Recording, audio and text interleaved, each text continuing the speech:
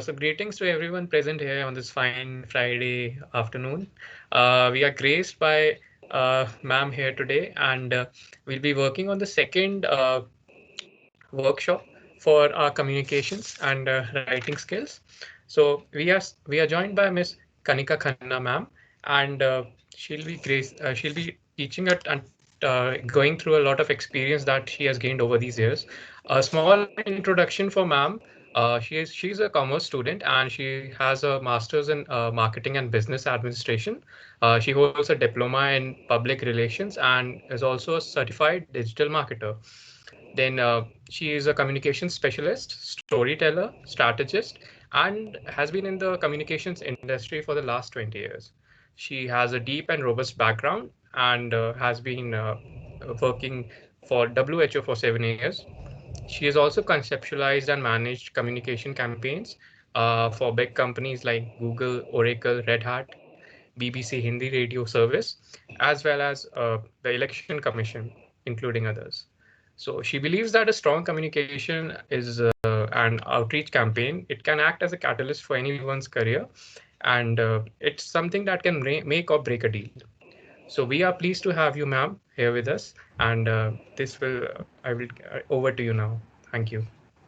Thank you. That was a very, very kind introduction. And thank you, Alka.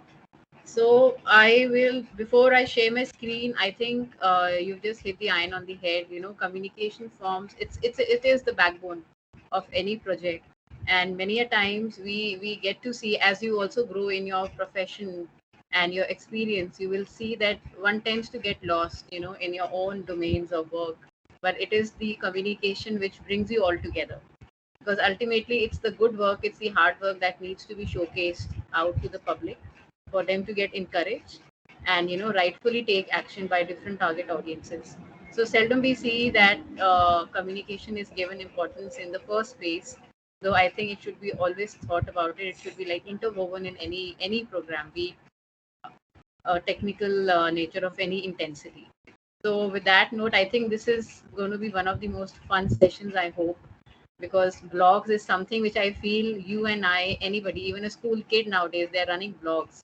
So either the meaning of blog and the power of reaching out to others has really increased, and blogs really make it happen, coupled with the case study. And case study, I'm sure you all being college students, you must have read a lot of case studies. So it won't be that tricky to really, run you through. But it's important to understand now that you're getting into the professional domain and really hitting the hard works and real work areas in your life through your profession and your education. It'll be interesting to know how one can make a dent and communicate it effectively. So I'll just share my screen. I'm using Teams, I think, for the second or third time. And when we share the screen, Kanika, if we can have all camera switch on, we can just click picture also. Ujjwal? Okay. Yeah. Is it visible? Yeah, Kanika is visible. So I'm just saying Yes, that unscreen it for a while and we can just click a picture. Everybody can switch on cameras and then. Okay. Shall I start? No, I'm just saying you can, unscreen it, whatever you're sharing, your presentation. So we can get everybody here for the Okay, sure. Yeah. I'm sorry, No, that's fine. That's fine. I've stopped it. And please check box. Yes. Okay. This is Parul looks so different in this. Yeah. So we can. We were there in Kurg. I was traveling to Kurg, Kodagu, Karnataka. When we were taking picture, we had to make sure the social distance is maintained. So here there is no. Yeah, I think yes. Yes, thank you very much, Kanika, for this introduction and experience. Sure. Thank you. Sure.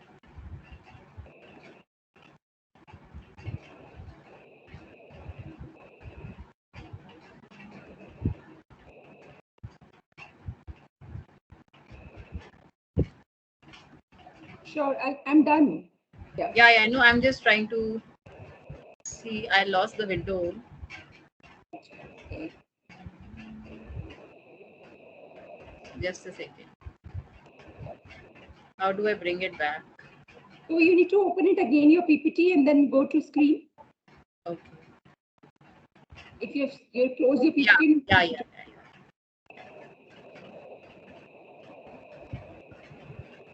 Yeah, you can full screen it. Yeah. So this is how I have divided the presentation. I'm sure it will not really touch 2 hours. I believe in few words and lot of photos and lot of talking. So now that I'm presenting, I don't know, in case anybody wants to ask a question, perhaps we can stop after the discussion on blogs. If anybody wants to make a remark or share their own experience, if they've made a difference or they have any queries, so more than open, more than happy to share your, to ask your, comment on your queries. So in case there's something pressing, stop me. Otherwise, I'll carry on, and we could discuss after blogs. So let's talk about blogs or vlogs. As we know that video blogs are getting more popular, and blogs is something which I think 10 years back didn't have much popularity, but in the last few years, especially the last, I think 3-4 years, I think all brands, all individuals, everybody's blogging. In fact, I started my own blog last year thanks to my 10-year-old daughter who said, why don't you start writing and start your own blog? And nowadays when I'm working with organization, as an independent consultant, I see there is so much of demand on blogs. So I actually I had a very interesting discussion with one of my ex bosses who was a hardcore technical guy, and he said, you know what, we need some really interesting blogs. So I said, what do you mean by interesting blogs? Blogs are, like, for me it's like I'm talking to you right now. It should be as simple and brief to really make a difference or make a dent. But it is sometimes sad to see that some organizations really make blog like white papers, and that's where the meat, the essence, and the impact is lost. So it is important to understand, and before you really get to writing, just feel the topic. It's very important to feel the topic, feel your pain, feel your high points when you start writing, because you are writing as X, Y, or Z for an organization. And even in your life, you may just want to start blog about cars or motorcycles or maybe fancy shoes or styling. Nobody can stop us from doing that. So uh, it has, blogs have given voice to each and everybody. Nowadays even school kids have started their blogs. From top CEOs to anybody you think of, everybody is in a mood to start their own blog. And the best part of blogs, it's free to start. And you may have to pay a little bit of money on getting a domain name, but other than it's free. I mean, just think of a content. It should obviously not hurt the social sentiments when you're going to a particular platform to talk about certain issues. Unless you're writing as an individual, you have freedom of speech, but again you need to maintain certain standards. So blogs, I feel, have given wings to our thoughts and topics. It's given wings to my thoughts and topics, which were just right captured in my heart. Many things I wanted to talk about but could never talk about while I was in my mainstream work time. And vlogs, video logs, is something which I feel, if you're part of an organization, even right now for your C45 fellowship, if your format allows, try for a video blog. It really makes a lot of difference. Not more than 2 minutes, and I'm going to cover few aspects about official blogs. And obviously blogs have the power to touch lives, and there are different type of blogs. There are business blogs, lifestyle, entertainment, Bollywood, and there are some serious blogs. It depends on what you define seriousness as. So your blog or any blog really has the power to influence action, to become a change agent. So here is a glimpse of different blogs that I have been following. Not that I wanted to make this slide very serious by putting only water conservation or energy conservation or renewable energy sources, that kind of blogs. I think blogs have really, uh, they've covered all spectrums of our businesses, our areas of life.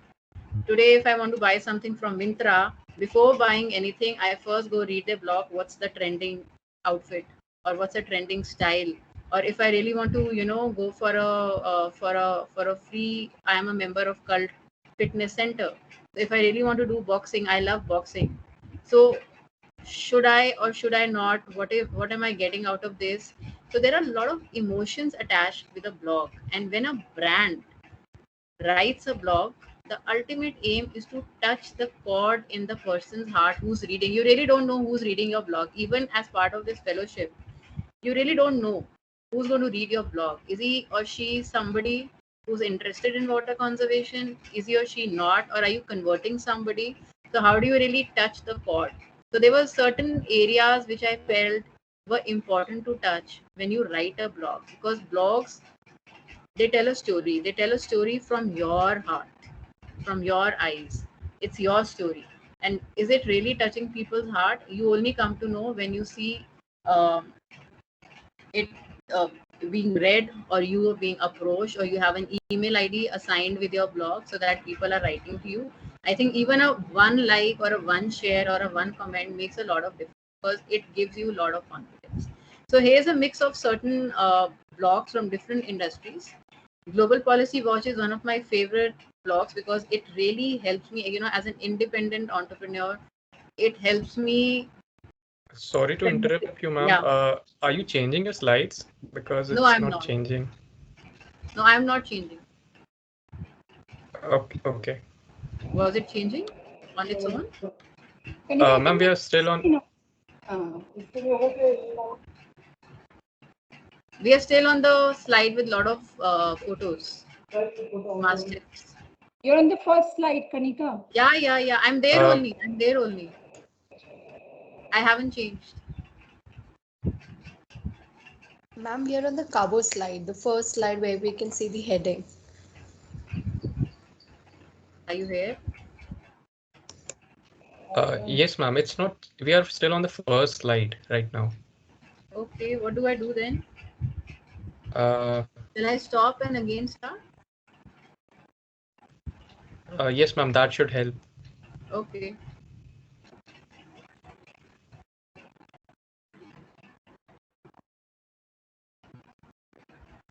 Okay, let me do that again. So what's the present first slide since I. Yes, ma'am. We were on the first slide. Oh, Yeah, that's okay. that's fine.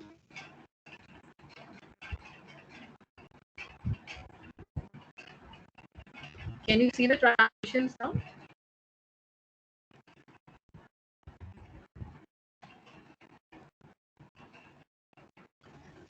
Yes, ma'am. We are on the What? first slide right now. Yeah. Yeah. So I'll move on now. So this is where I was trying to give you an idea of the mix of blogs, because blogs have crossed their limits of touching people's life with regards to any kind of industry, be it sports, lifestyle, entertainment, or so to say development sector, private sector. You open any website, there is a tab on blogs. Whether that blog tab justifies the meaning of blog, we really don't know. But that's something like a given, that you need to have a blog. And I think it's good to understand why do we write blogs. So this is what I personally feel that a blog can do. Your blog can do when you will start writing your blogs for your fellowship. It just does not involve writing. It is all about outreach and conversation. So when you write a blog, imagine that somebody is reading and reaching out to you to have a conversation. It is just not about, say, if I am a fellow, I'm just writing and finishing my job. No, it is really, it's your hard work which you've gone through for the last 3 months and or 1 month, that you start penning your story, the pains and the highlights.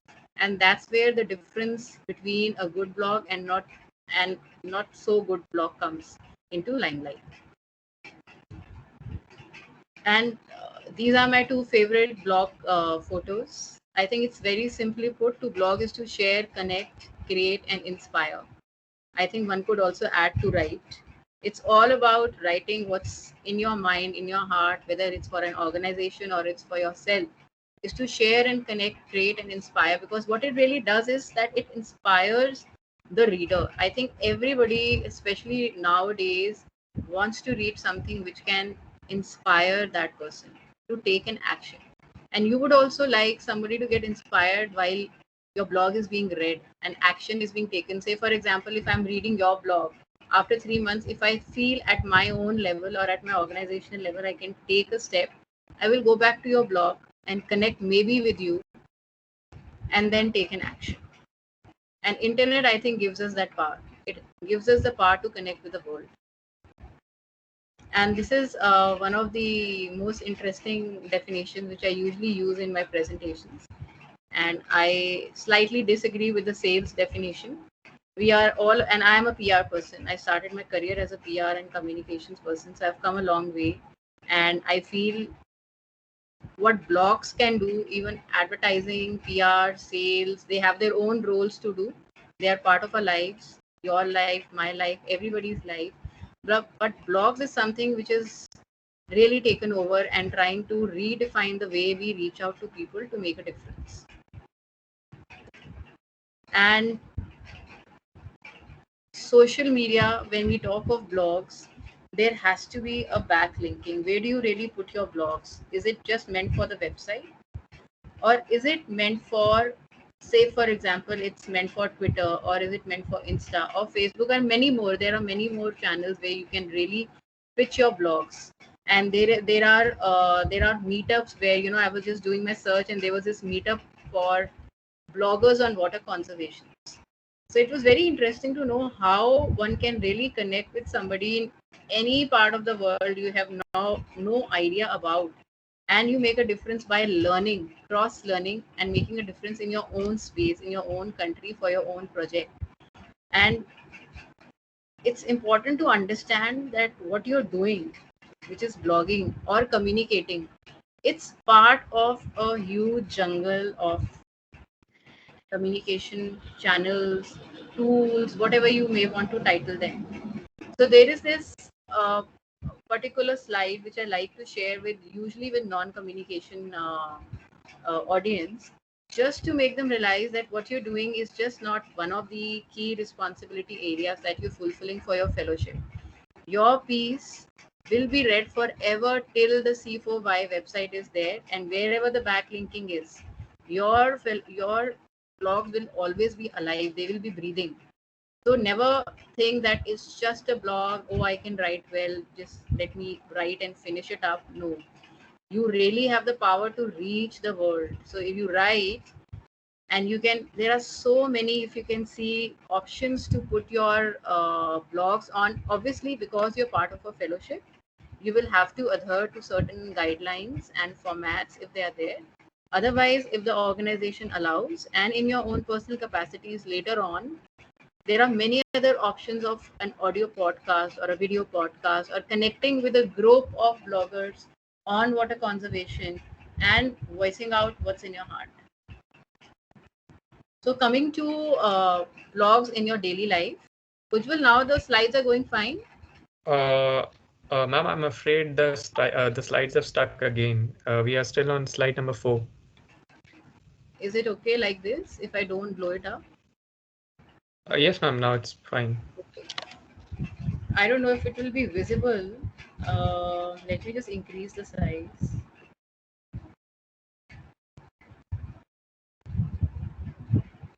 Is this fine by all of you? Yes, ma'am. Yeah. Okay. So here's this. Randomly, I had put it out. Blogs and vlogs in our daily life. Maybe if anybody wants to say something right now, does any one of you run a blog? Have thought of creating your own blog, or do you think running a blog or writing a blog is a big deal? No, I can't do it. Does anybody want to ask or comment or share something right now?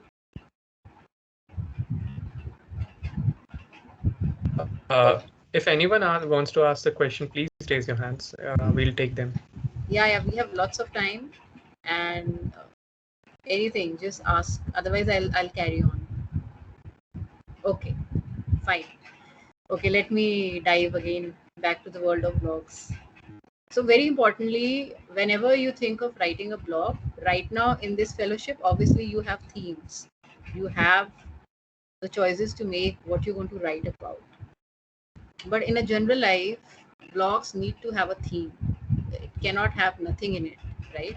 So have a good name, a name that will catch attention. The title, the the headline, the name of your blog makes a world of a difference. What do you really want? So if even if you want to spend a day on thinking the name and maybe just few hours in writing that, that should be fine, because it's the headline which is the hook. Right now your your pieces will be up on the C4Y website, and if you wish to, if the fellowship allows, you link it up on certain social media platforms. It really makes a difference when your blog hits the wire. Many a times people, and I'm sure even you all, would not open a piece if the name is boring, if it's very preachy, if it's like, okay, very, do this, this will happen, you may not open. It has to be something funky, it has to be something which really hits you. Okay, let me open and see what it really is about. And second most important point, second and third, as I said, blogs are very conversational in nature. It could be written in first person tone, it could be written in conversational tone, but ultimate idea is that if I'm reading your blog, I should be able to see that you're conversing with me. And content is the king. You One cannot shy away, and especially in the lockdown phase, content has become, I think, the super king or the super queen. It has taken over everything, and social media platforms, again, they are the queen. And so it's content plus social and search makes all the difference to your blog. So where you go to publish your blog, what will you write, what words are you choosing, what is the story that you're telling, are you do you in fact, good question to ask is, do you want to make it social, or you just want it to be a static piece, which is perfectly fine, because you need to suit yourself according to your need. So if you want to make it social, think of a plan, a quick plan which can help you make it social. Tag in your friends, your professors, your institute. More or less, I understand nowadays even colleges and different institutes, they have their different social media channels and handles. So tag them. If you are in conversation, you're working for an NGO, or your case studies based on an NGO, you are in touch with certain ABC target audiences, stakeholders, tag them. Make your story, make it alive. It really helps, and you will feel good. Then coming to word limit, I think it's very important. An ideal blog should not be more than, say, idly, I think 500 to 600 words. I think a good 2 to 3 minutes read is a perfect blog. Even sometimes when I write, when I get, my emotions are there in a blog, I go beyond 1,000, and I know this time it will not be read. So what I do, I make pointers. If you feel your word limit, you're going to cross your word limit, because the nature of your blog is technical. You will have to define certain things. Write headings and pointers. Follow that approach. It gives a lot of breathing space to your blogs, instead of a attack, just lines, words. It is very suffocating. So give it some breathing space. Have headlines. If it's a lot of content, have headlines, have photos, and write in pointers. If it's not too much of a text or a content issue, just go with the flow, write some 600 to 700 words with nice two photos and a headline, and you're ready.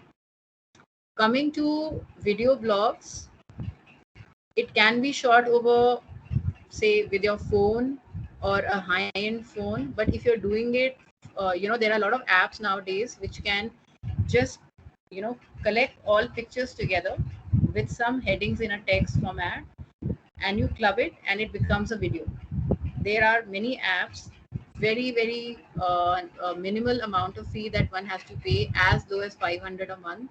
Sometimes those can be leveraged, but if you really want to make a good professional video blog, then you may have to get into some sort of professional person or a videographer who could really shoot Unless you are a great videographer, you are into videos, you can just try with your mobile phones, and with your journey, you will become a better video editor.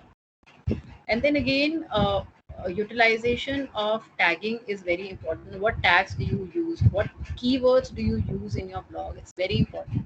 Are you just writing, or are you using words that the industry is talking about, or the trending words, or what the leaders are talking about? Before writing, best way to write a blog is to just write. Your first version is you just write, just vomit it out. Your second version is you give it a look and then you want to make some changes. It's your third version, which is based on little bit of research which you're already doing on your conversations with the beneficiaries. Get those elements in, use the words which are becoming a trend, which the leaders, policymakers are talking about, and then you see what difference it makes to your blog.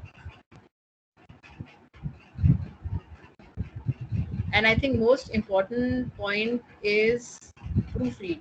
Never ever forget to proofread your blog.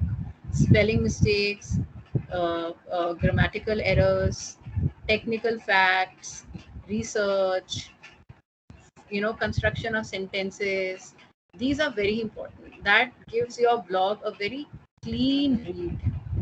Because if everything is hodgepodge, it doesn't really give it a very good feeling when you're reading. And even sometimes when we struggle, even for me, sometimes getting a great piece out is tough.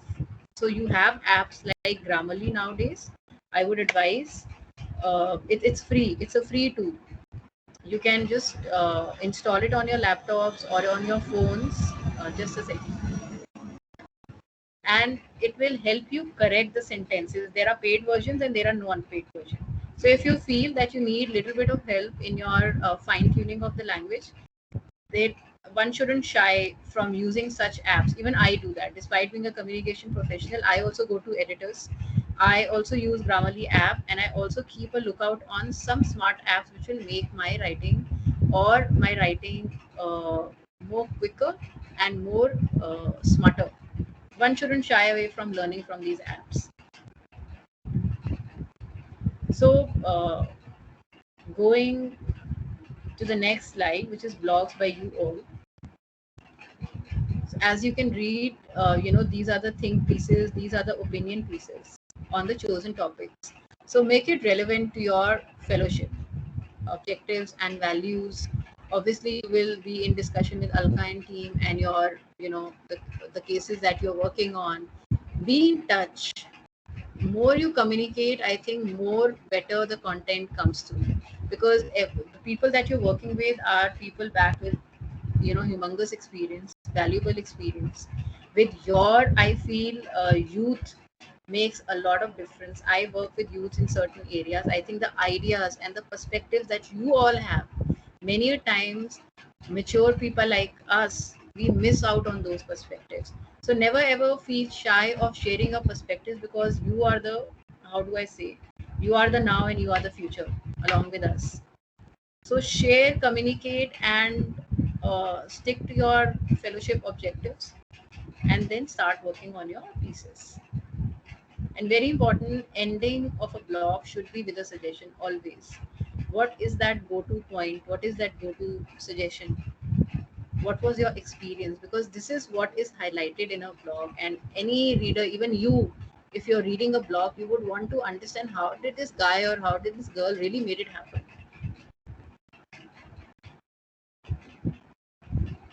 Is the speed okay? Are the slides running fine now? Yes, ma'am, it's going fine. Okay. I'm going to blow it up for better experience. If Ujjwal you feel they are not moving with my text, just stop me. Huh? I'll put it down again. Sure, ma'am, sure. Okay. So I'm on tips on official blogs. You can see that, Ujjwal? Yes, ma'am. Okay. Yeah. Okay. So, okay, just a second. I stay near the airport, so there'll be a lot of aeroplane noise. So now I'm coming to very focused tips when you're writing officially. Till now we were talking of what if you were to write in your own capacities as XYZ. But now that you're part of a fellowship and you're going to write an official blog, there are a lot of things one needs to keep in mind. So to begin with, if you are stepping out in the field, if you're not, then think of ways that you can get good photos, because I don't have to say, everybody knows that photo speaks 1,000 words. Even a photo with 3 lines is a great blog. It can say 1,000 words. It can touch the deepest chords of your heart, brain, mind, everything, and it can blow you out. So always think, if you can have good photos that speak a volume. And then context of your blog, obviously you're going to choose a topic and you're going to stick to it, so that should not be a problem. Like I said, tone, choose a tone in the beginning कि मैं क्या tone choose करना चाहती हूँ या करना चाहता हूँ. Is it first person or conversational? Do you want to talk as I, or is it a conversational tone between your different actors? It becomes very interesting. With conversation, you need to keep a check on your word limit, because it can go little beyond the ideal blog word limit, which is about 700 to 800 words. Keep it as simple, less jargonistic. And when I said use trendy words, doesn't mean that you use the heavy jargons. Trending words which you and I or anybody who's reading a blog next year, or even a policymaker, you feel yes, this person has done the research. He or she, they are talking what we are thinking. So less jargonistic and more words that are being used. Read the newspaper, read the influencers you follow, what are they talking about, and then put in your own experience, and in your own way, in your own unique creative way, start writing. This is as per your format. If your lead para demands or your last para demands, I think it's good to always write about your fellowship. Since these blogs, I am assuming, will be put up on the C4Y website, then it will be obvious it's part of the fellowship. But always have a standard boilerplate or the starting in a pointer way that this is for this particular fellowship, and that's the host organization and your target audience. And like I said previously, keep your content aligned with your objectives, the values of the fellowship. And very importantly, you as the fellow, what was your role? What was your experience? How are you going to, convey your experience in written form? What were your pains? What were your highlights? Your conversations, or reaching out to people during pandemic when you're not able to step out and meet people? How did you get to know their story to write, reflected in your own blog? So, blogs, I always feel, should be humanized rather than technical nature. The moment you start humanizing, so even if it's getting, tough for you all to humanize a very technical topic, just close your eyes and imagine if you were a common man to face such a problem. Is your problem that you're working on, is it touching the end consumer, or is it the subject for the policymakers? That will really make your job easy. How should I humanize it? So look through the pain points of a policymaker, sit with your mentors, and understand that why these things are not done when we have the resources. If this little bit of conversation and research is done, then it's fun to write blogs, because you're freeing yourself of all those technical experiences and your knowledge and your education. You're putting it all together in this piece, and you feel elated. You feel really free to write these personalized contents. And very important in blogs, how you put the official post, since it's a very personalized um, piece. Try to use most important quotes from your working partners, for your particular case that you're working, or an NGO partner you're working with, or for a problem that you're taking up this entire case for. Try to have a very running quote, not necessarily a very official way of saying, but in a very conversational running quote. Say, for example, uh, it's Swachh Bharat NGO. You spoke to the head of that NGO. What does he have to say or she have to say to make your blog a better read? Think from that perspective. And very important is a beneficiary quote, because the pain will be communicated through the beneficiary quote, whoever the beneficiary may be. The beneficiary may be the end user, or people like us, or the policymaker, or anybody, or any particular stakeholder. The beneficiary's quote really completes your blog. And then your key takeaways, and like I said, like a boilerplate, have 2 to 3 lines, standard line that you have been using through your brochure about the fellowship. And very importantly, in your official blogs, when you if you're going to the social media, then definitely tag your influencers whom you are following, influencers of the industry when it comes to particularly this fellowship, your working partners, and propagate about this blog, because many a times you write and then it's not shared. That's where the ending happens. It's like a natural death, it's not shared. So sometimes you need to push, sometimes it just happens automatically. And use trending hashtags, or you create your own, it's fine. Sometimes you have to create your own according to your own piece. And a disclaimer that at the moment you're part of this particular piece is being written for this particular fellowship, which is undertaken by this organization. Very important. Ujjwal, is it going fine? I mean, the running of slides. Yes, ma'am, it's going fine. Okay, perfect. So now I'll get to some examples, and it also includes some examples where I was part of in my previous independent projects. So these were few posts that I really found interesting. The above one where you see the students sitting, uh, I could feel that you all also meet virtually like this. It's a Clinton Fellowship, wherein every day there are stories regarding different projects. They have different projects, and they have stories either per day or on a weekly basis, or they have this concept of podcasting, narrating their stories instead of writing. So they have a brief and they narrate. So there are different ways of doing, but one should follow the format that you have for this particular fellowship. And then there are these blogs from Water 8. There are links. When you will be shared this, you could go through these links. And this was a very I found it very different. The Universal Health Fellowship, it included covering different health aspects, not necessarily a project per se.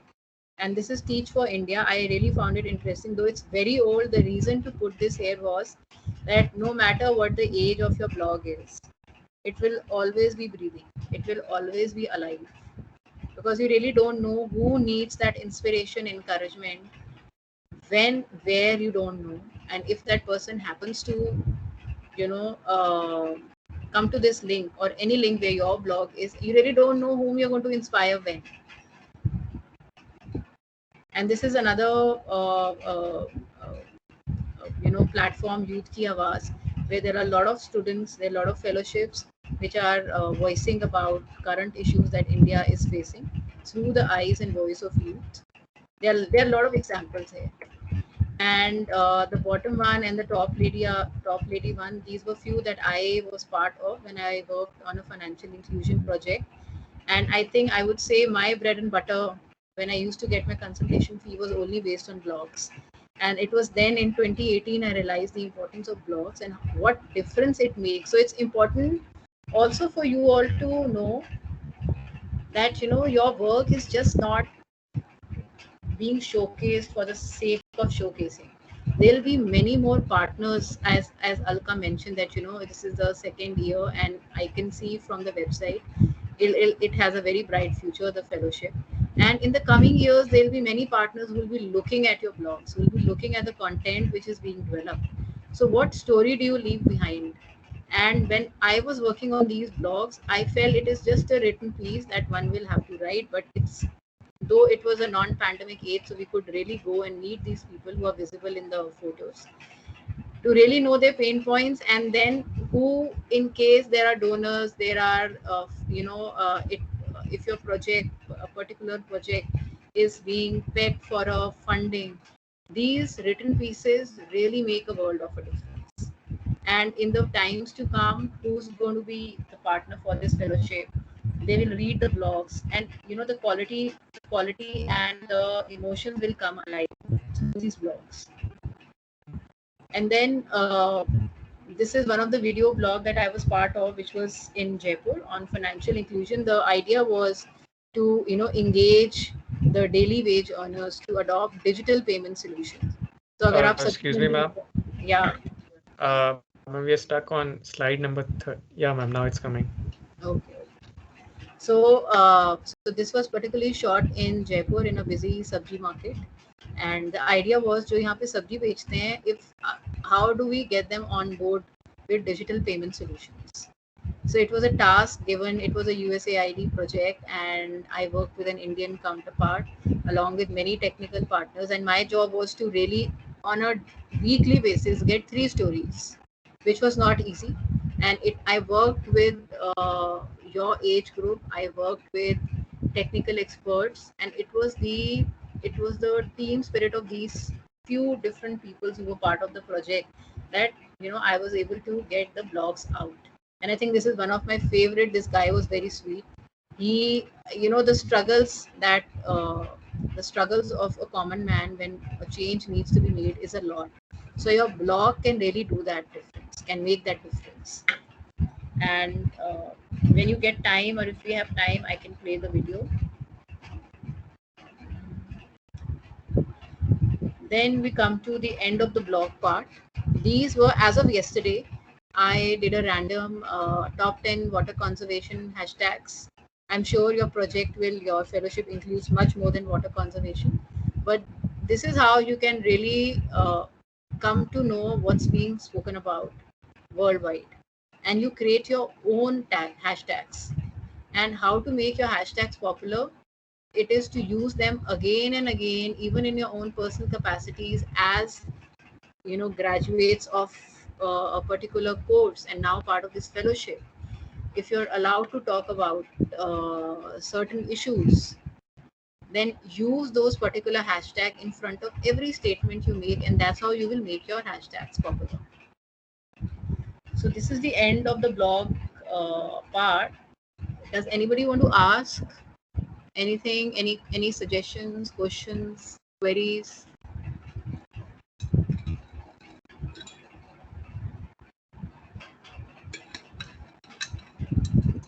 Okay, it's a very silent batch. I thought the college students are very, very full of ideas and questions. Anybody? Yeah, you may all write your questions or just raise your hands. We are open for that. Or we could discuss it at the end of the presentation. Right, ma'am, we can do that. Okay, sure. Kanika, you can ask some. You can do some quiz also. I'll see after this. I didn't prepare for it, but I'll try to do something. Okay. Okay, now we come to the second part, which is the case study. I think this is something which many of you, I think, or all of you must have also referred to while you were studying, referred to case studies for your projects or for your different research or your articles, even to get through the fellowship. So there are, I think, the internet world or your subject books would have a lot of case studies. And I think case studies are so important because they leave a mark, or they leave a reference point for the future generation. So even after 100 years, or even after 1 year, or even today, if you had to research, you could go back to many years back and see if in my particular case, for my very typical problem, this case, kind of a case, was handled somewhere in some part of the world 50 years back, and I'm learning through it. So the cases that you are working on right now would become a future reference point, or even the present reference point for many people, for many stakeholders. So moving on, the skin of case studies. And what I mean by skin is, I was also thinking of an interesting title. I thought, what should I write? This is so obvious. So this is what came to my mind. And just to define a case, it could be a situation like the situations that you're working on, the topics that you've been given, or it could be a person or a group or even a success story. So basically, these are the success stories or even failures sometimes that become case studies for which solutions could not be found, and the future generations are being looked upon as the solution providers. So it's important to nonetheless document your research, document your journey in form of a case study. Even at times it's a working case study. Maybe in 3 months you may not be able to achieve victory over certain things, but you have something in the working mode. And case studies are not made in 2 or 3 months. It takes time. So case studies, like I said, can be as new or old as 1, 10, 100 or 1,000 years old. And it certainly involves a lot of in-depth, up-close and detailed examination for a particular case. So our ultimate aim is to know what is the situation, obviously, which should be very clear to all of you. Who are the actors of the case? Is it the policymakers, or is it the media, or is it the implementing agencies, or is it the civil society organizations? Who are the actors? And if they're a mix of actors, define them. And what are the roles that they are supposed to play, and why they didn't play, or what are they supposed to do, or you leaving a reference point for them, and then moving on to spell out what was done. So at the end of your fellowship, or at the end of any, if you read any case study, the steps are very clearly defined. What was done to achieve? So that how part is very important. That really makes a case study. And what was changed? Did the situation change? Were there learnings, or were there any achievements, or there are things to really work upon? One could not, as a team, successfully achieve to really, create that reference point. And that is also very important to reach some point in comparison to no point. So, why are case studies important? Like we discussed, they are the reference points and they help in creating best practices. So, just to tell you, I'm sure you must have heard it from your professors, even right now with your mentors. And when you go to join the professional world, and you start working in mainstream, this is the most used or the best practices. I think we depend a lot on best practices. You will go for meetings, you will have virtual meetings, you will have discussions. So a lot of our work is based on best practices, or creating those practices for the future generations. So to give a strong evidence to address a problem or a situation, give an interesting view of a problem. Maybe the way you see it, it was never seen in that manner. So who is working on a particular problem makes a lot of difference. How you see it and what solutions do you find, and you also do that with the kind of experience that you come with. What education you have done, your family background, your exposure to the society, your organization that you're working on. A mix of many things makes you the perfect person to work on a case. And all the key lessons, whether failure or success, I tell you, they're all opportunities. They're all opportunities. So sometimes even if we don't have in a group, in a room, when we are part of groups or as standalone people, we don't have a success case study, it's very interesting to show a failed case study also. Nobody talks about it, but sometimes it's important that at least some steps were taken towards a particular issue to be addressed. So this slide and my coming slide, you will see a little bit of overlap. So like I said, important elements of a case study, it is situation. One need not say that again. The actors and the challenges faced again. Why does it really become a case? Because there are challenges, there are situations, there are problems that needs to be solved. And what steps were taken, what interventions Did you need to really, go to that policymaker's office, or did you make a call to that policymaker, or to the beneficiary, or to the media, or to an NGO to intervene for your particular program, so that achievements were made, or some dents were made, so that you could build an inroad to that particular problem? What were those interventions, and with whom did you take those interventions? Becomes very important to spell it out. So this is my favorite template whenever I get to work on a case study, or I'm working with an organization, or I have to work on a case study project. This is my, unless you are given a format. If you don't have a format, I feel this is one of the formats which I feel I've been using for many years. um, it's very simple, it says it all. It can be as crisp as one page, or as long as 10 pages, or even 20 pages, depending on how you want to convey your case study, what are the requirements, and what are the points. So like we defined in the previous slide, you have situations and problem, and very important to give a summary, whether it's a campaign, or it's a project, or it's a problem at hand. Give a summary, and then define the problem.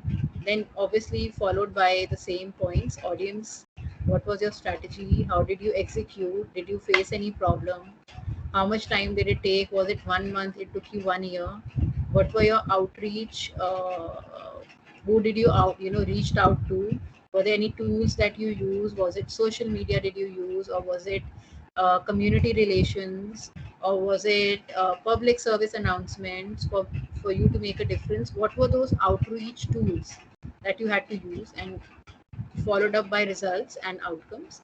And obviously photos again make a lot of difference. It adds to the pain and the journey of your case.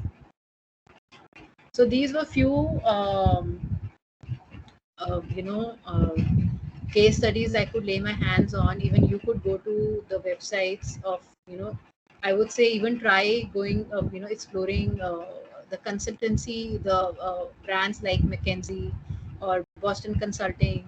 They have some fantabulous examples of case studies. UNICEF has loads of them, and they have all different formats for different areas. This is one organization I work for, IFMR Lead into Financial Inclusion. They have a lot of case studies, and case studies that took 2 years to really define how the projects. And this was 2006, and again I purposely took it just to let you know that when I was working on a project in 2018, I was asked to refer to these case studies to plan my outreach activities. So nothing is dated in your case study. And this is something from the World Bank. And at the end, uh, these are some points to ponder during your fellowship along with your mentors. So when you are working on your particular case, and the time comes to start working on your case study, to have clarity on, many a times, I have seen, even it has happened with me, when I used to go to my team to say that, hey, I have done my job, this is what it is. And or I'm starting to propose these outreach activities to make a difference in my particular problem. Many a times we don't even understand the problem. So it's very important to sit like a child and define, or sit with your mentor and define the problem. What is that exact issue? You really don't know from what point or perspective you're thinking, and it could give you a solution. If you have a format, like I said, stick to it. If you don't have one for the entire lot, so that there is this unanimity, unison in the format. And very important in your case studies, have inputs from your key stakeholders. When I say people's voice, it's the quotes from your different stakeholders that you worked with, or the stakeholders who will be impacted with your work. Do have a chat with them and try to include it in your case studies.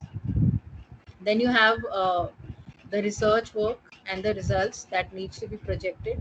What you did, how you did, and what difference did it make also needs to be spelled out. As I said, it's a reference point for decision making and policy change.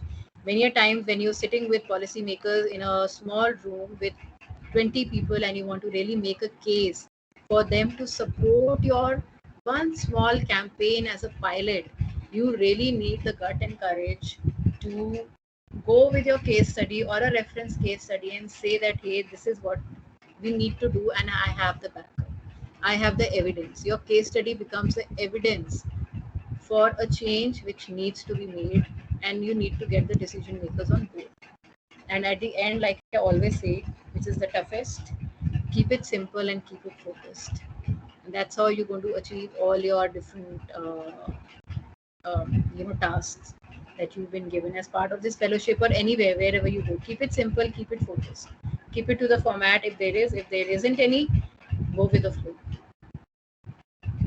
And that's it from my side.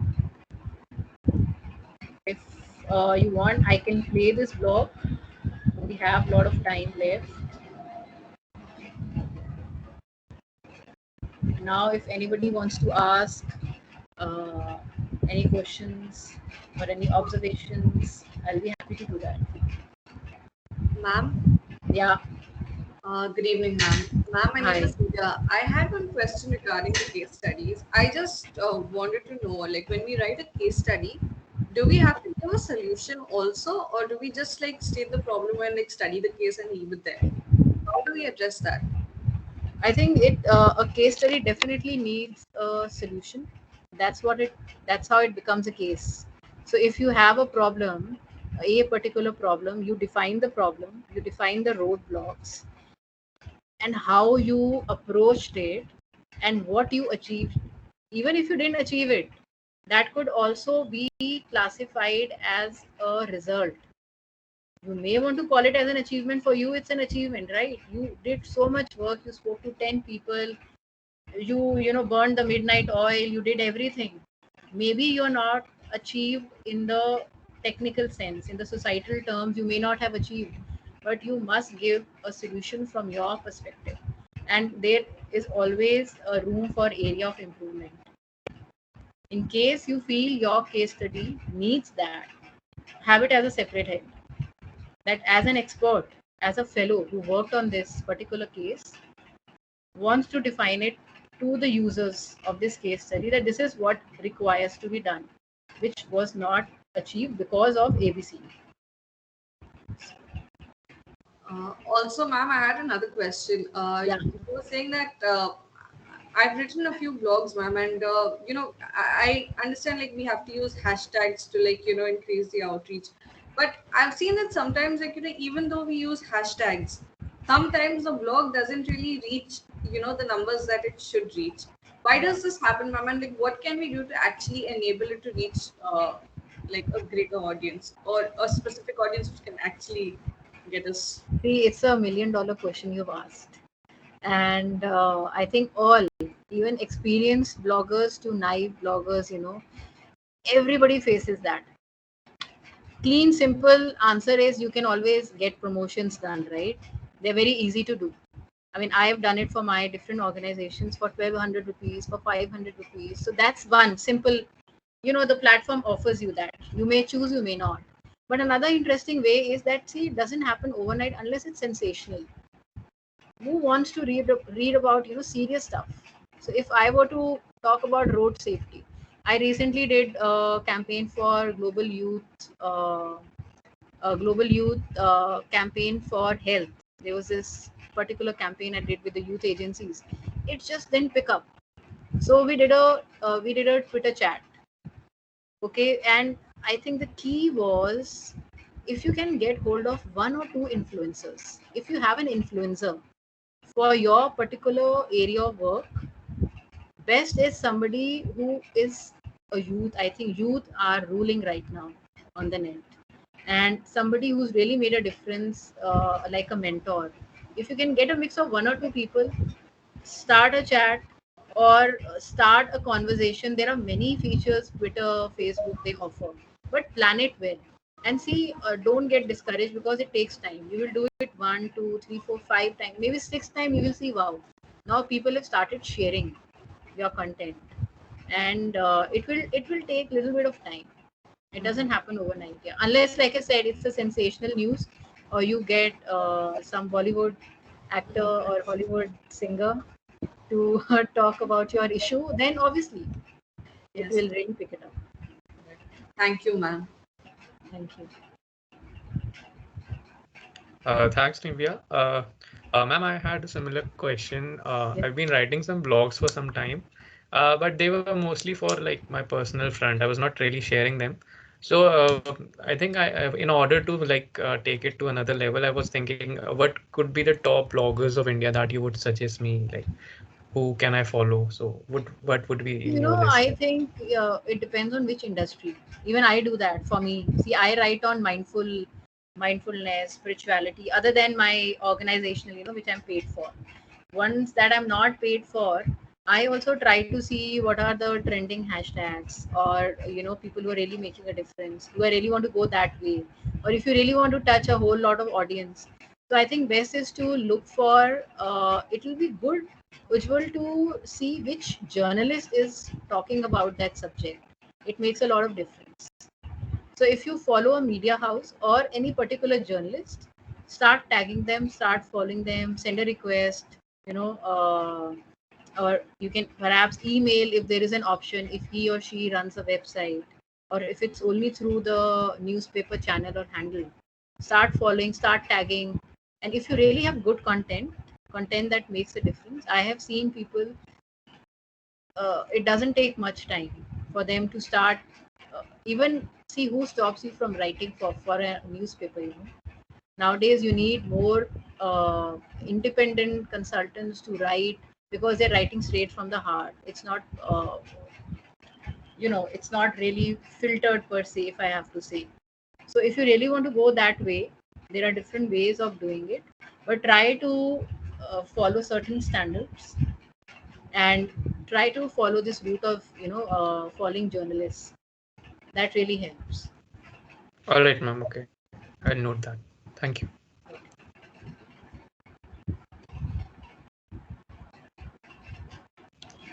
Any more questions? We are open for that.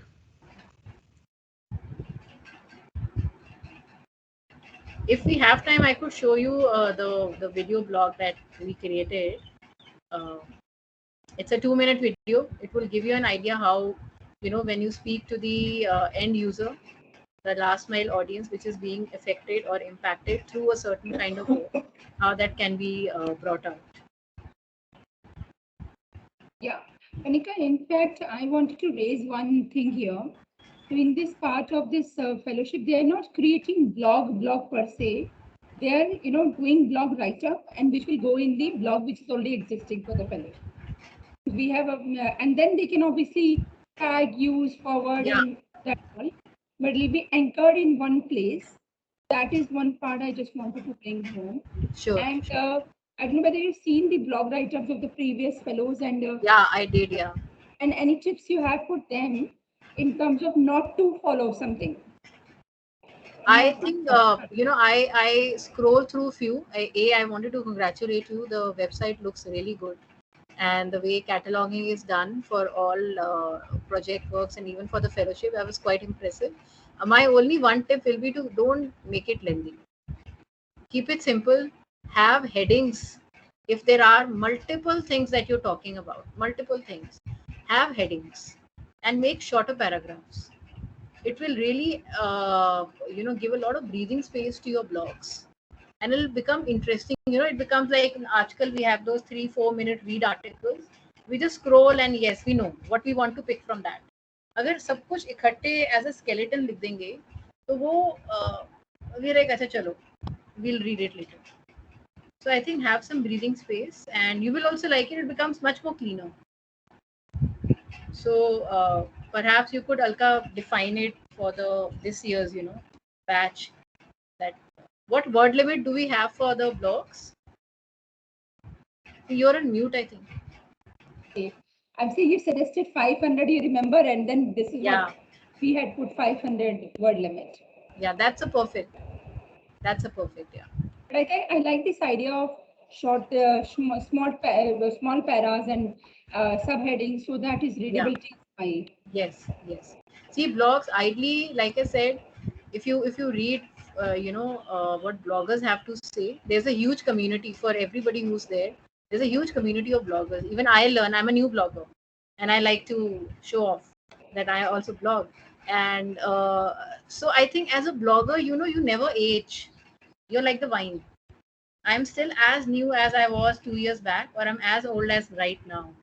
So I think we learn from each other, and there's this fantabulous community of bloggers. And the beautiful part of blogging is there are hardly any judgments because it's your piece.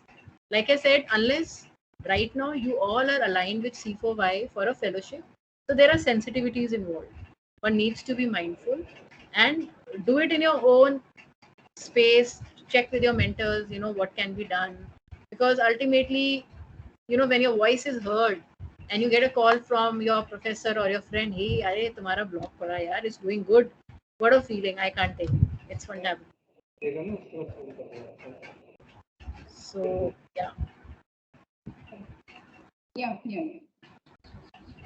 Okay. So what I'll do? Yeah. What I'll do? I'll just play that. Uh, Video. Or yeah, if yeah. somebody has a question. Excuse me, ma'am. Yeah. Ma'am, we've got another question from Yeah. Kritika. If we can take that. Yeah, please Yes, go on, Kritika. yes, ma'am. I wanted to ask one question that in our fellowship that we have certain themes to which we have to stick to. So if I've chosen a scheme and I have not a personal experience onto that, like I'm searching on net that what's going on and what's the problem the people are facing.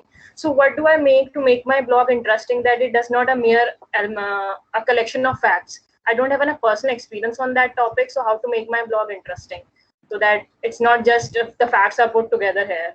So Okay. I wanted to I ask think that. first and foremost, if the topic which is given to you, which is not, I am assuming it would be somewhere aligned with your courses that you've done or the works that you're doing right now.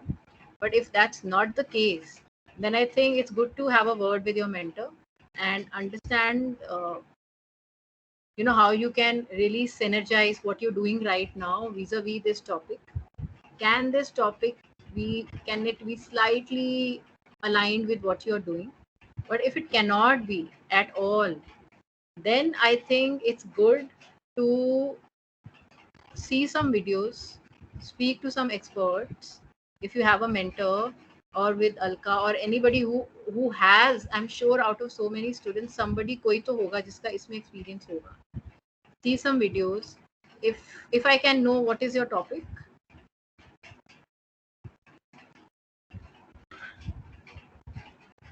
I think you're on mute. Yes, there are certain themes like rainwater harvesting or groundwater conservation for which I don't have a personal experience in that. Okay. So Okay. we have to choose themes. So that's what I was asking. Said it doesn't look boring, so I was literally confused on that how to make it.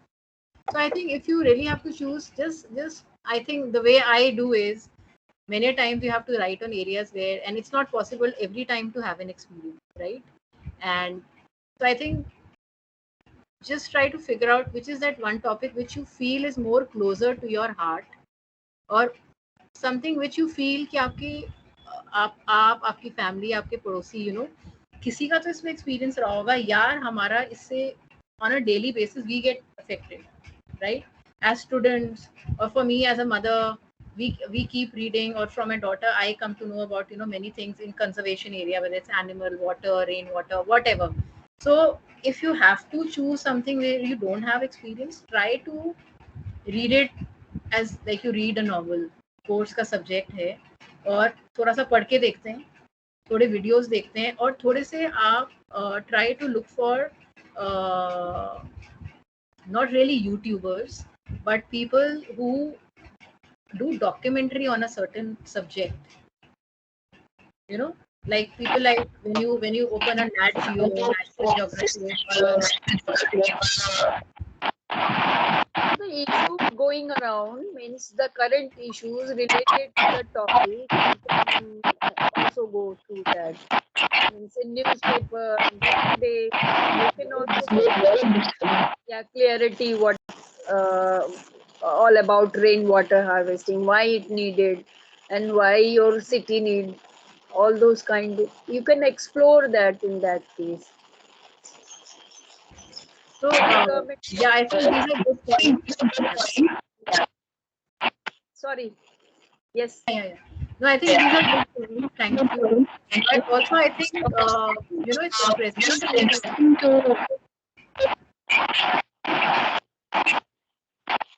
Sorry. Can you be on mute? Somebody I think is there. Okay, now it's fine. So I think it's good. अगर आप look at some talking documentaries from experts in that area, they really make you feel without you being having experienced in that particular area, and just read about it and see how you can really make a difference. See, look at, read the comments. जो लोग comments लिखते हैं documentary पे या YouTube channel पे, उनके comments से मैंने देखा है कि many times when I'm stuck, I look at the comments. Comments में ही आपको इतने आइडियाज मिल जाते हैं, because there are people from different walks of life. So they have so many, some silly, some very good, some are not worth reading. तो हर तरह के आपको suggestions मिलते हैं, and just close your eyes, see which is that one thing that's really touching your chord. I think for me that's how it works, and see a lot of photos to inspire yourself of that particular. There are a lot. Search your keywords could be photo essays on rainwater harvesting. So that gives you a lot of inspiration to write on a particular topic. Thank you. Thank you, ma'am. All the best.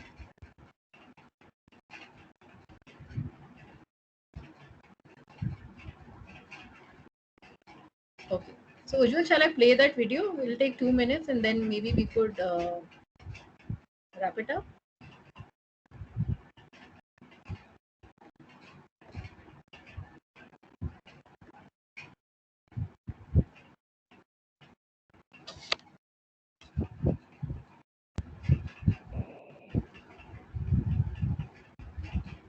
Are you running the video now? Yeah, I'm running.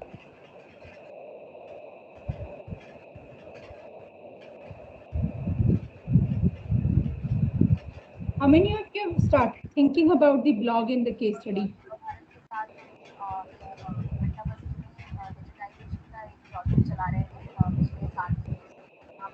How many of you have just started thinking about it or contemplating the topic, what to focus on? हम चाह रहे हैं कि लोगों को हम banking services जो है डिजिटल प्लेटफॉर्म में करवाएं। डिजिटल लेन देन से बिजनेस 7-8 महीने से कर रहा हूँ। इससे ये फायदा है कि ना कोई भी कस्टमर आता है उसको You need to see that Kanika is playing in background. So Kanika, you're playing in background. We can't see anything. Oh, maybe there is some. So you need to take out the screen now. Well, please take care. Yes, ma'am. If you have just opened YouTube, so you can minimize your PowerPoint presentation, so we'll be able to see that. Okay, I'll do that. Yes, ma'am. Okay.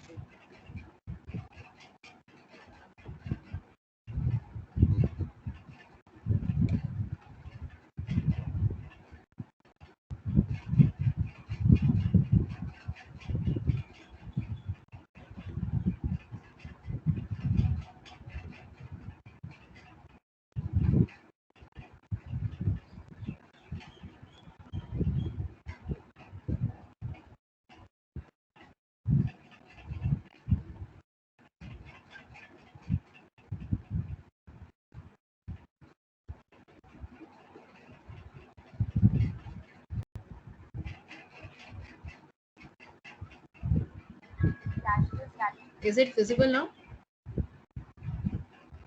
Yes, ma'am. If you could just make it full screen, yeah. I'll do that. और सेवा भारत के साथ हम एक घंटा बस्ती में digitisation का एक प्रोजेक्ट चला रहे हैं पिछले 7 महीने से, जहाँ पर हम लोग करीब 12-13 बस्तियों में जाकर के लो बैलेंस में बैंक ऑफ बड़ौदा और भारतीय स्टेट बैंक में हम बचत खाता खुलवा रहे हैं। हम चाह रहे हैं कि लोगों को हम बैंकिंग सर्विसेज जो है डिजिटल प्लेटफॉर्म में करवाएं। डिजिटल लेन देन से बिजनेस 7-8 महीने से कर रहा हूँ। इससे ये फायदा है कि ना कोई भी कस्टमर आता है उसको कैश की कोई दिक्कत नहीं रहती। डिजिटल भुगतान के लक्ष्य से प्रेरित होकर हमने भट्टा बस्ती के क्षेत्र में 1200 से ऊपर जीरो बैलेंस खाते खुलवाए हैं। हम कैंप के माध्यम से लोगों को एटीएम पिन उत्पन्न करना भी सिखा रहे हैं। जिन लोगों के पास एटीएम कार्ड और स्मार्टफोन दोनों है, उन लोगों को हम यूपीआई पे जानकारी भी दे रहे हैं, जिसकी वजह से वो लोग अपने घर बैठे बैठे अपने बिजली और पानी के बिल का भुगतान आसानी से कर सकते हैं। अगर आपको इसके बारे में और जानकारी चाहिए तो आप सेवा भारत संस्था से संपर्क कर सकते हैं।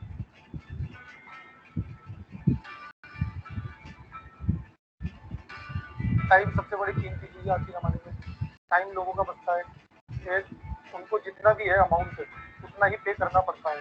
आप अपने बिजली पानी के बिल का भुगतान कर सकते हैं, आप नेट रिचार्ज कर सकते हैं, अपने टीवी और फोन का रिचार्ज कर सकते हैं। तो ऑनलाइन आप शॉपिंग करके आप जो पेमेंट करते हैं वो आप ऑनलाइन कर सकते हैं। घर पे ही बैठे बैठे कहीं पे भी उनको जाने की कहीं आवश्यकता नहीं है, कहीं लाइन में लगने की जरूरत नहीं है। घर पे बैठे बैठे कोई भी वो प्रोडक्ट मंगा सकते हैं।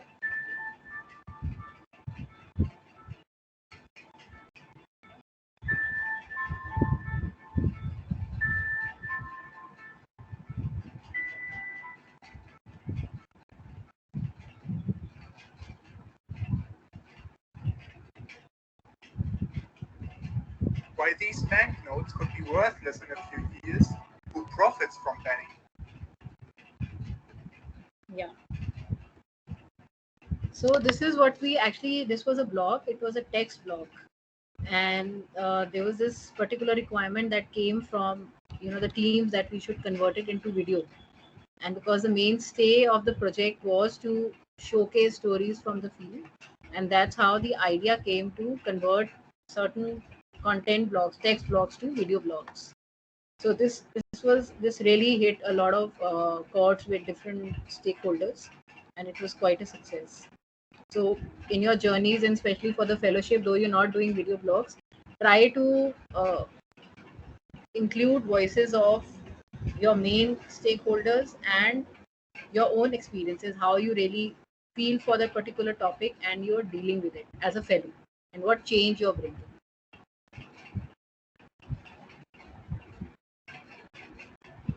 And I wish you all the very best. Thank you. Yeah, thank you, ma'am. That was really that was a new perspective that we had glad were able to see today. And I'll just like to ask Alka ma'am, by her permission, about the race now. Alka ma'am, would you like to add something? I actually was hoping that we can get more questions because some of you are blogging, some of you are not blogging. So at different point of time, we will have different set of questions. So I was hoping to hear from all of you because you have and another thing is that when you're coming to this particular sessions, they're particularly linked with your this one deliverables. So you need to also go through the deliverable guidelines and see whether I need to ask any question. Because I remember in the project outline also, in the last minute when people started writing, then they had a lot of questions. So similarly here also, if you can just quickly look at the deliverable document and see in case you need to ask more questions here from Kanika. I can project it here, just one second.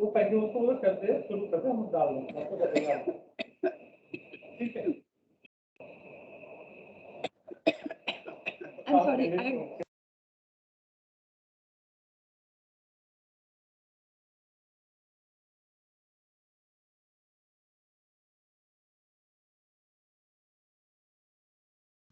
You're on mute, Alka. That I was traveling to Kurg for a project on human wildlife conflict. So we had to cut short our trip because of the Kerala infection and the weekend lockdown. So I don't know. I don't know what's happening. So I'm just wondering. I hope I'm not contaminated or infected with virus. That's what I'm trying to see. Whenever I cough, then I really wonder about that. Yeah. 1 second. Just give me. I'm just opening the deliverable document. Yeah. Sure. I really want everybody to ask those questions because end of the day it should not happen that you might have some questions and Sudha may not be able to answer it. Yeah, I'm projecting it.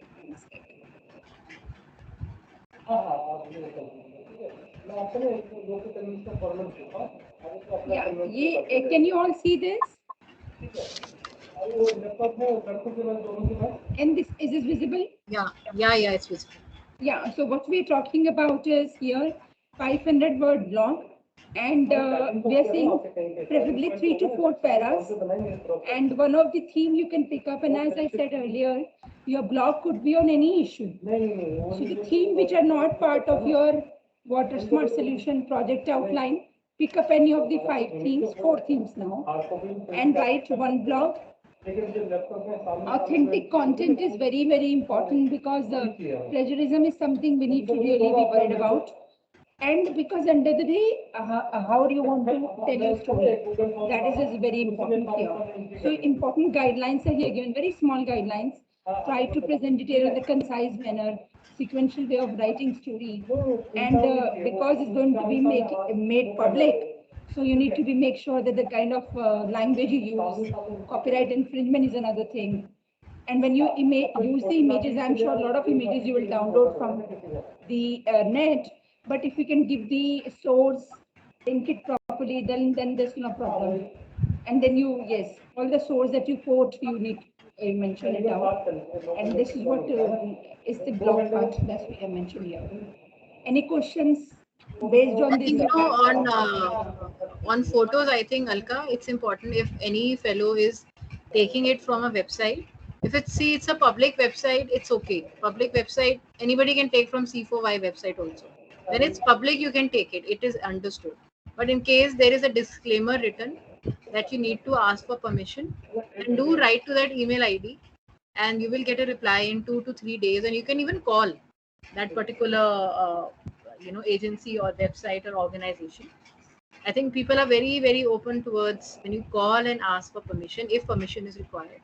And if you're really taking somebody's photo from the ground, then take their consent. So, Alka, I think maybe it will be good to have a 3-4 liner as a consent form. I don't know if they're stepping out right now for their work. If they're not, then it's fine. But if they're asking for somebody's photo, in action photo for your blog or for your case study, ask for a consent. That will be important, because then you may not be affected, but Alka and team may will be approached for such usage. Yeah, I think I'll mention that. I think they got the message, but for Rusa is not around, we will just mention that consent. It's a very common mistake. Even with people like us, we just take it from Google and yeah, we do that. In fact, in our GSZ project that we are doing, we have the consent form for every photo that we are taking. We have the consent form already. Yeah. Yes, we'll mention that. We'll send that consent to everybody. And yeah, I think Chaitanya has a question. Yes, good evening, ma'am. Hi. I just had a follow-up question. Like when we usually write articles, and if you're quoting some facts from a newspaper article or some other research paper. Yeah. I think you've gone mute. Chaitanya, we can't hear you right now.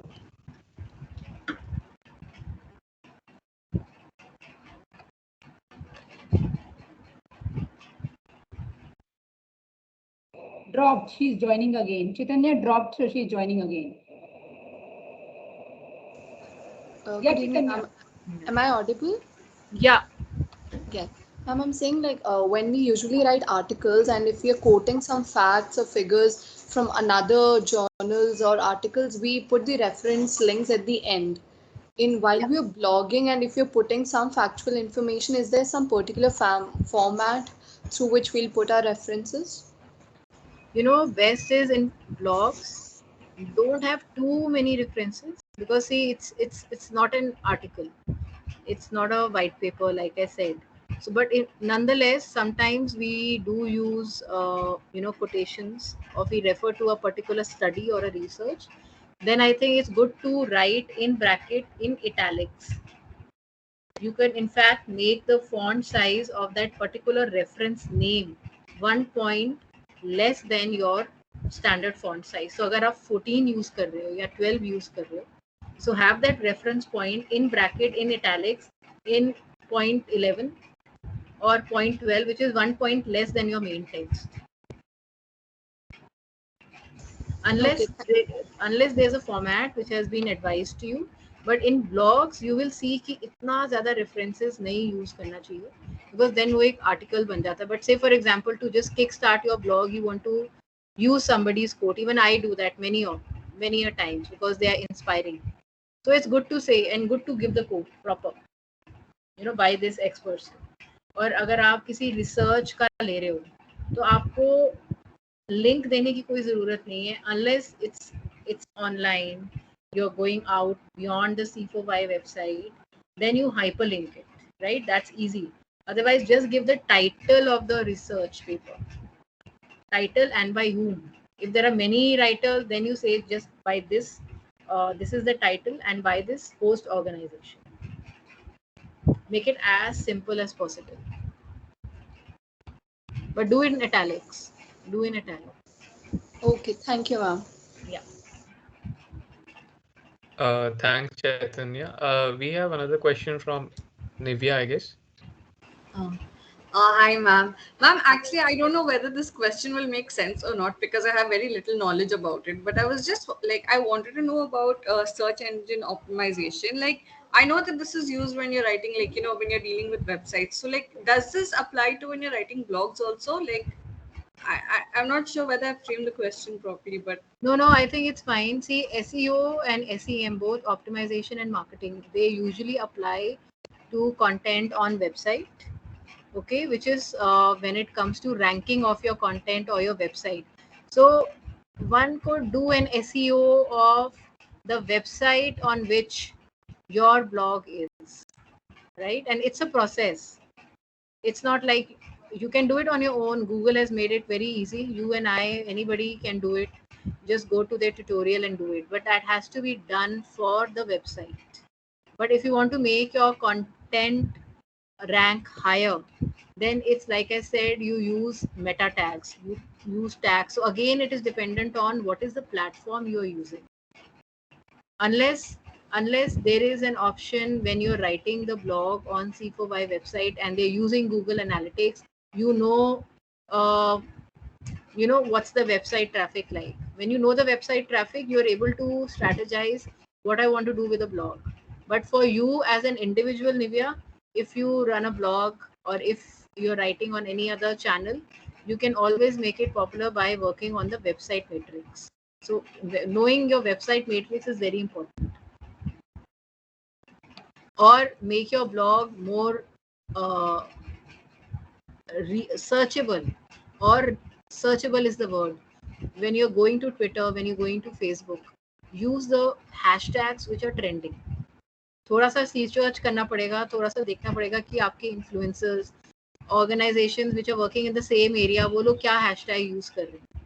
क्या कोई campaign है, कोई world global local campaign है जिसको हम tag कर सकते हैं, because there thousands of people attached to such campaigns, right.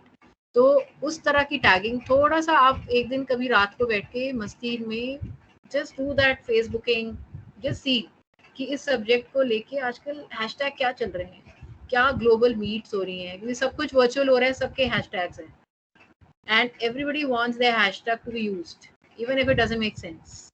They want their hashtag to be popular, right? So do that to make your blog more searchable. That is the thing which you should bother more for this particular fellowship. okay. Thank you so much, ma'am. It may sound कि अरे कैसे होगा, but हो जाएगा. थोड़ा सा time देके research कर लो. जैसे आप करोगे to buy a nice brand, you will search a lot, right? कि क्या लोग पहन रहे हैं, क्या लोग बोल रहे हैं, मैं ये शूज पहनूं, मैं ये पहनूं. Similarly for your own topic, just research कि इन्वायरमेंटलिस्ट क्या बातें कर रहे हैं, ये 3-4 ऑर्गेनाइजेशंस हैं, मैं उनको फॉलो करूंगी, ये लोग क्या बातें कर रहे हैं, क्या हैशटैग यूज कर रहे हैं, इनके इवेंट्स क्या हो रहे हैं. तो उससे ना थोड़ा you will start enjoying, otherwise it becomes a very mundane boring task. मेरे लिए भी ये था. First time when I had to do all this, I was like, oh my God, how will I do it. So you have to just keep showing carrot to yourself. This is how you're going to gain out of it. Thank you so much, ma'am. That was very insightful. Thank you.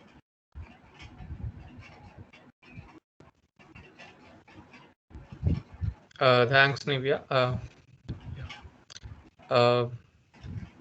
Alka ma'am, what would we like to do now? I think we are clear with all the questions. Yeah, I think great. But I'll just show you case study also once, and then I think we can just close it here. The screen is still visible with the document? Yes, ma'am. Yeah. So here the case study is there. We're talking about a 1,000-word case study. And here the point is case study and topic. Obviously, there has to be a separate theme that you need to understand that you'll pick up another theme. So what exactly and how case study details are given, the purpose and case study writing process, and here the format. You keep the title short.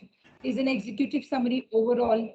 Then you introduce your subject of the case study, introduce your subject or the introduce the person and all that. Then change or the uniqueness that you want to highlight in the result and the conclusion.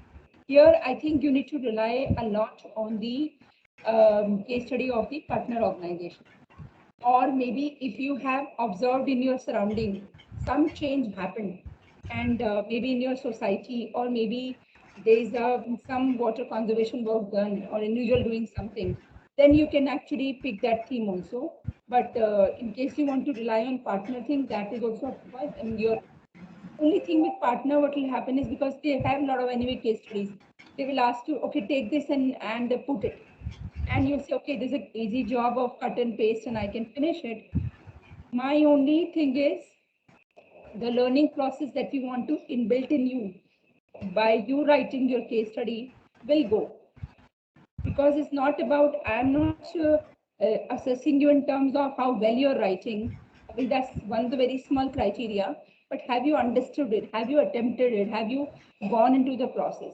So that's the only thing I have, that it should not happen a cut and paste job for any of these deliverable that are part of it. That's the reason assignments and deliverables are kept very small, very short, and a month is given so that you attempt it yourself. And you do a lot of submissions in college, so it's not nothing new, I don't think so. And you do a lot more than what I'm expecting here. So that's my submission here. So any questions you have with the Kanika on case study, you can ask.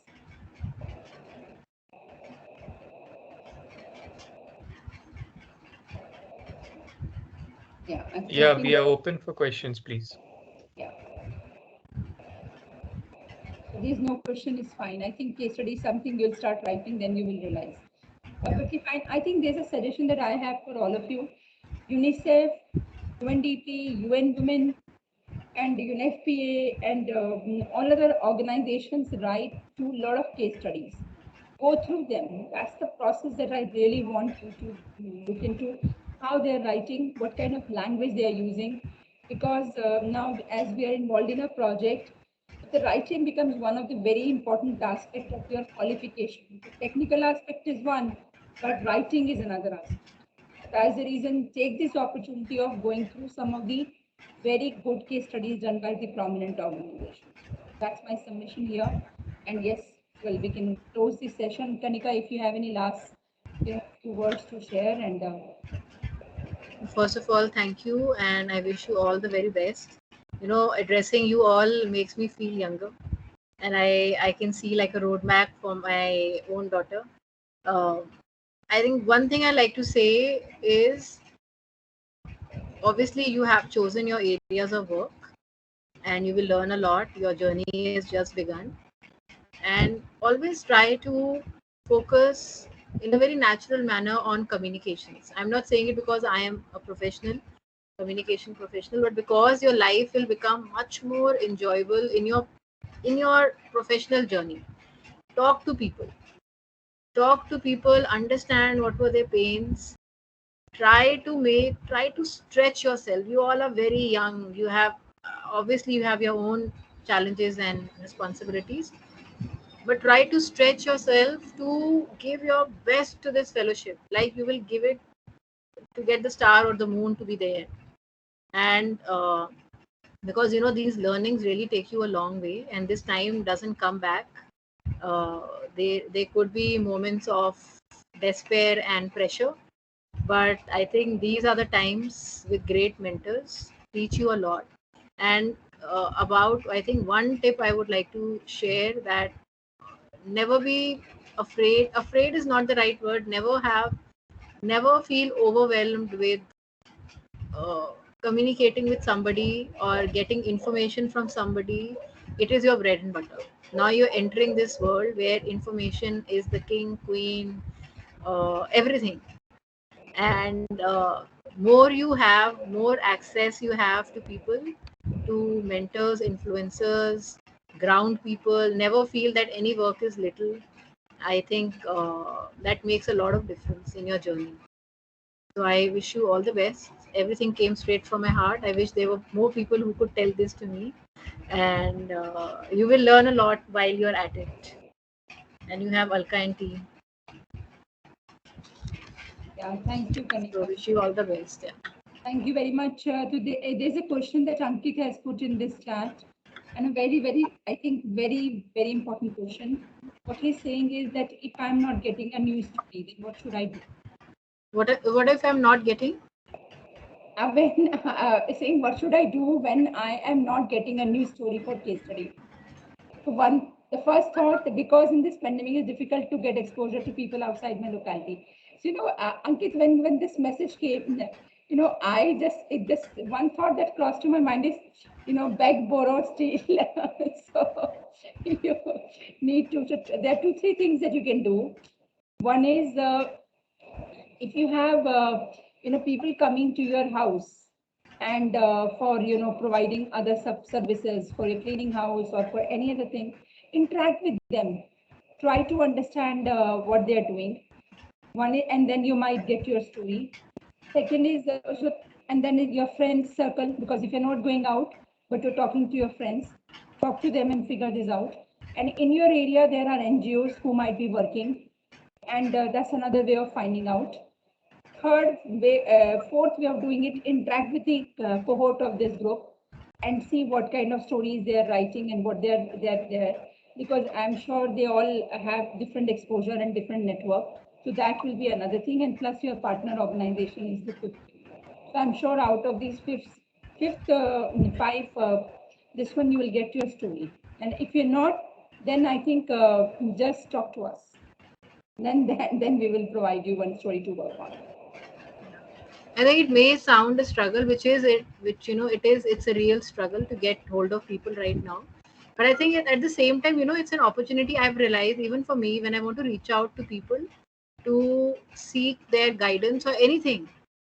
आज की date में I think people are open to talking because that humanity has resurfaced.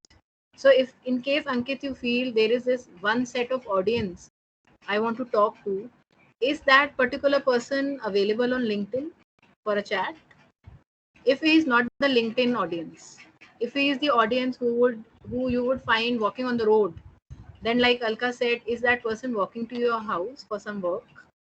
Or is it just about doing a cold call and say that I am Ankit, I'm doing this, and this is how we are all grown up, and I want to have an interview with you for this particular thing. You really don't know what that call will make, what that call means to that person to be interviewed from the ground level. So if you know who's your audience you want to talk to, just think through, make a list, take a paper, take a pad, take a pencil, write down कि ये मेरे audience है, ये मुझे कहाँ से मिल सकते हैं इस वक्त, मतलब बिल्कुल ही विंडो क्लोज्ड है क्या, कि कहीं पे विंडो ओपनिंग है. So, and that could be your case. That could be a very important element of your case study. How did you reach out to people in pandemic? That's For example, your grandparents, how they have been doing it, what kind of thing they have been practicing earlier. I'm sure there'll be different stories. And then Ankit, a lot of experts came to this forum in July and earlier. In case you feel any of that expert might help you, let us know. We will connect you there. So I think there are ample opportunities. You just need to reach out. So reporters, we need to Ujjwal get the reports from reporters and send to Sanjay. Thank you very much, everybody. Ujjwal, please close the session. Right, ma'am. Okay. The rapporteuring is being done by Urja Vashisht for today, and yeah, she'll be submitting the reports. Finally, in conclusion, I'd like to add that it has certainly been a pleasure. Kanika ma'am has certainly put lights on a lot of topics that might have caused hesitation in most of us, like how we would be thinking, like how can we start these things. at the same time, she has helped us, those who are already in this subject, to have new perspectives. So that's a great help that has been given by ma'am. So I would like to thank you for your time and for your wonderful presentation that you gave us to us. So thank you so much, ma'am. Thank you, Ujjwal. Thank you, everyone. Thank Thank you, you, Alkani. everybody. Thank Thank you. I am Thank very, you, very Sudha. hopeful that presentation yeah.